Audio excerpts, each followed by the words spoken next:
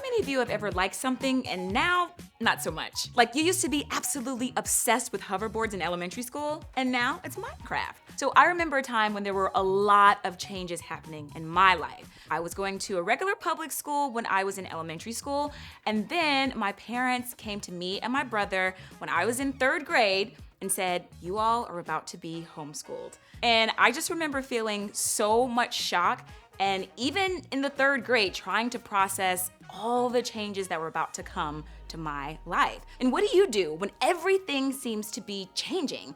When something really important in your life changes all of a sudden? There's so many things that change when you're in middle school. New school, new friends, new teachers, new classes, new school lunch options, having to memorize your schedule, figuring out where your classes are, and learning how to open a locker. And by the way, I really do miss elementary recess and snack time. Those really were the good old days. Now, think about your own life, or think about your friends. What are some new or significant changes that you've experienced or noticed? Maybe you've experienced the loss of a pet. The family dog that you had since you were 3 had to be put down. Losing a family pet is a huge change for a family. What about friendships?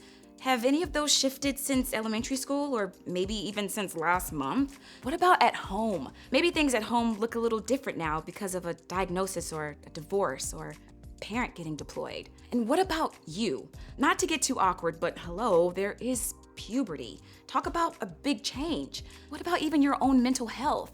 Maybe you've sensed a change. Maybe something has shifted and it's been hard to cope lately. Listen, when everything around you is changing, how do you cope? What are some helpful ways to deal with those big changes? Now, it might feel like there isn't a lot that you can do when everything around you is changing, but take a look with me at a letter found in the New Testament of the Bible, written by a guy named James. James was Jesus' half-brother, and he wrote to early followers of Jesus who were experiencing persecution, hardship, and a lot of changes too. Dear brothers and sisters, when troubles of any kind come your way, consider it an opportunity for great joy. For you know that when your faith is tested, your endurance has a chance to grow. If you look towards the beginning of that letter, James wrote about how life can be difficult and chaotic, but also how difficulties can be really good. Believe it or not, difficult times can help us grow in our faith and get stronger. But listen, it is not easy. James wasn't shy about acknowledging the doubt and disruption that can come into our lives when we face tough situations. He wrote about how it can cause us to doubt that God is going to come through for us, how it can feel like an emotional roller coaster, or like being tossed by the wind and waves in a big storm. James described our doubt in God that can come up in hard times like a wave of the sea, blown and tossed by the wind. But then James wrote a reminder in this letter that even when life is changing, God doesn't change. Take a look at what he wrote next. Whatever is good and perfect is a gift coming down to us from God our Father, who created all the lights in the heavens. He never changes or casts a shifting shadow. God never changes. James reminded the early followers of Jesus that when life brings difficult changes, God stays the same, always. Think of it like this. Imagine you're on a wild sea. The waves are crashing and the wind is howling and you keep getting sprayed in the face with water. This is not the greatest situation to be in, right? And in real life, we would be downright terrified. But wait, you have an anchor. The point of an anchor is to find the solid ground beneath all that chaos. With an anchor, the boat stays where it's supposed to. It's secure and it won't drift off to sea. It offers safety. Now that we made it through that storm, think about how an anchor can be a reminder that the wind and waves may not stop, but what's under that chaotic surface is something solid ground. Our lives are kind of like that too. When chaos is everywhere and your life seems to be a whirlwind of constant change, remember God doesn't change.